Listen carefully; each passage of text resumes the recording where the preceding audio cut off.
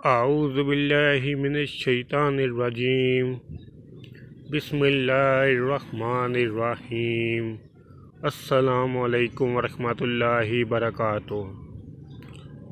جمعہ مبارک۔ انس بن مالک رضی اللہ عنہ سے مروی ہے کہ رسول اللہ صلی اللہ علیہ وآلہ وسلم نے فرمایا، جب تم جنت کے باغ میں سے گزرا کرو تو کچھ کھا لیا کرو۔ صحابہ نے کہا کہ یہ جنت کا باغ کیا ہے؟ آپ صلی اللہ علیہ وآلہ وسلم نے فرمایا، ذکر کی مجالس۔ سبحان اللہ۔ دین کی بات پھیلانا بھی صدقہ جاریہ ہے۔